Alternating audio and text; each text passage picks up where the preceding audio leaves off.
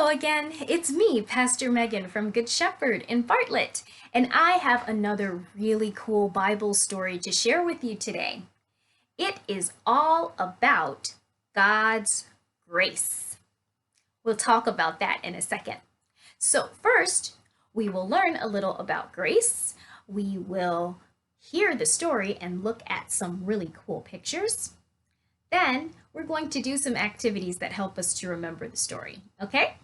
So if you look down below, there is a link so that whatever big person is taking care of you, they can print it for you. It's a cool coloring sheet.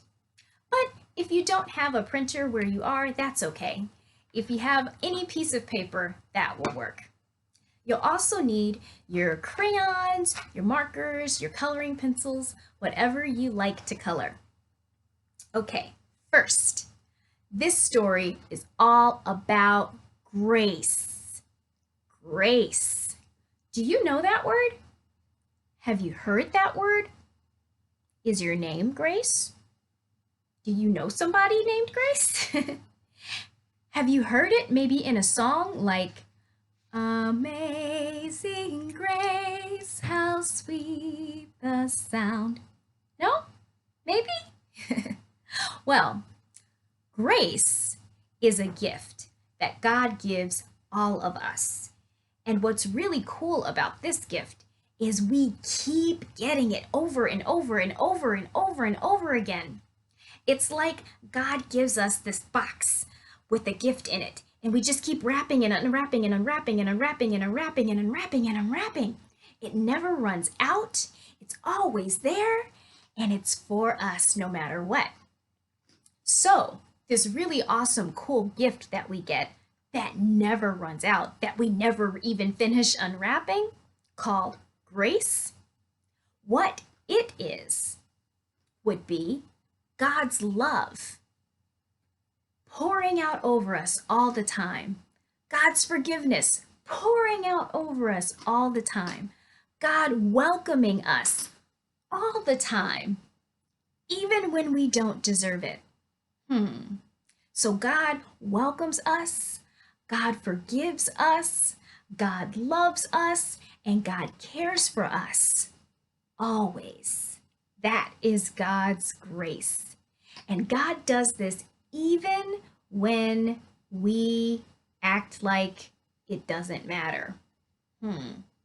Someone in today's Bible story acted like it didn't matter. Are you ready for the story? Let's get started. So we're reading from this really cool Bible storybook. Let's see some cool pictures. Ooh. Once there was a man who lived on a large estate with his two sons. This man was a very successful farmer. Although the man was wealthy, so that means he had a lot of money, he still worked hard. He insisted that his sons work hard too. The older son did not mind hard work. He gladly helped with the chores. Do you help with the chores? I hope so. The younger son, however, did not like working at all. Why must we work so hard? He asked his father. Son, his father said, our farm has grown because of our work. Success comes to those who earn it. The younger son replied that he would not work anymore. He asked for his share of the family's money. Then, to his father's dismay, the son left to see the world. Uh-oh. I think the father is a bit disappointed. But he gave his son the money like his son asked. Look. Ooh. The young man was excited to leave the farm. I wonder why. Gleefully, he counted his gold coins. That was money. Gold coins. There are so many, he said with delight. I have enough money to visit the grandest cities and shop in the finest stores. The young man journeyed to the largest city in the land. He found a very fancy place to live with silk curtains and velvet furniture. He ate at the best restaurants and wore expensive clothes.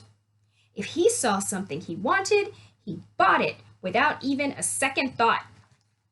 What would you buy if you had all the money in the world? Is it something you need? Let's see what he does. My father and brother are fools, he said to himself. They are silly to spend their days working in the fields.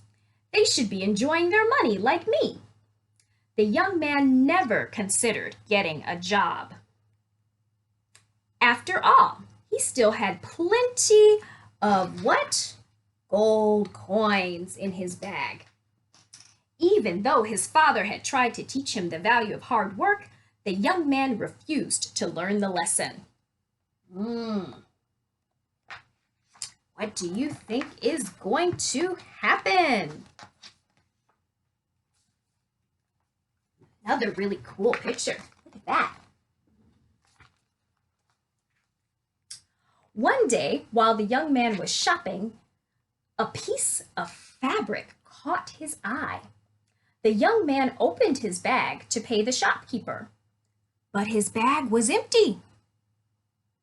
How can this be? He shrieked. He panicked. There were so many coins when I came to the city. Alas, the young man had spent his entire fortune on fancy clothes and jewels and things he did not need. Now he had nothing. He did not even have one single coin to buy a loaf of bread. The young man walked to a nearby farm and got a job working in the fields. He had to work very hard on the farm. He did not make very much money, and he often went to bed hungry. If I am going to work, I might as well go home and work for my father, he decided. Maybe then I will at least have enough to eat. So he spent all of his money, he had nothing left, and then he had to go work, and he didn't even have enough money to eat. Wow. Let's look at this picture. Looks like something happy happened. The young man returned to his father's home. As he approached the gate, he felt nervous. He knew he had been wrong. He was so afraid his father would be angry that he considered turning back. Then he saw his father running toward him. To the young man's surprise, his father smiled and stretched his arms out for a hug. "Dear son," his father said, "I have missed you so much. Welcome home." The father was so happy his younger son had returned that he threw a big party to celebrate. He gave his son a new robe and shoes. He gave him all of the farm's best foods to eat. The older son did not understand. He grew angry. Can you make an angry face? Angry. He was angry. He did not think his father should treat his younger brother so well. After all, he had been good and worked hard while his brother had behaved very, very badly. What do you think? Should the father have hugged the younger son and given him all of these things to welcome him home after he behaved so badly? Oh, look at that picture. It looks like the younger son and the older son have made up. Let's see. The father noticed his older son's unhappiness. "Why are you upset?" he asked. "Aren't you happy that your brother is home?" "Why are you so good to my brother?" the older son replied. "I do not think it's fair." The father hugged his older son. "Your brother sees his mistakes. We must forgive and love each other as God loves and forgives us."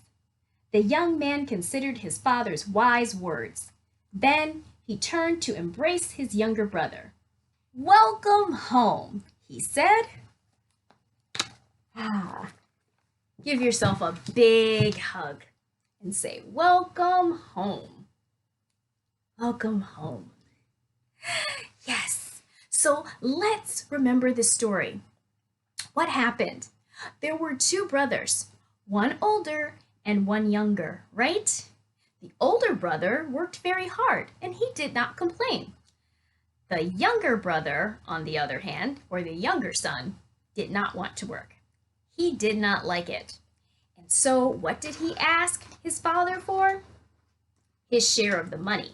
He wanted his gold so that he could take it and not have to work. So he went off and he spent all of his money on things he did not need. And remember what happened? He then had to work. And he was working and he was still not getting enough money. He went to bed hungry quite a bit. And then he realized he had all of this love and all that he needed, and he left it behind. He did not appreciate what his father had done for him. And so he figured if he was going to work, he might as well try and work for his father. Remember, he was nervous to go home? Are you ever nervous when you've done something you know you shouldn't do? Are you worried that your parent might not like what you did and might be angry? Yeah, the younger son, the younger brother, was very nervous. But what happened? He was going home and his father saw him and ran to meet him. Can you run? Ran to meet him and did what? Gave him a big hug and said, "Welcome home." Well, this is what grace is all about. God is like the Father in the story. He provides for us and loves us. God is with us all the time. And sometimes we forget that, or we don't really realize that God is with us and caring for us and forgiving us and welcoming us all the time. So sometimes we make bad choices, we go off and do other things, but whenever we realize it, all we have to do is say, "God, I think I did something wrong. I am sorry." And God runs to us, hugs us, and says, "Welcome home." In fact, God never leaves us anyway. That's the cool thing about grace. So to help us remember the story, we have a really cool coloring sheet if you can print it. And look, it's a house or a home. You can color this, and you can also write on it, "God welcomes me home."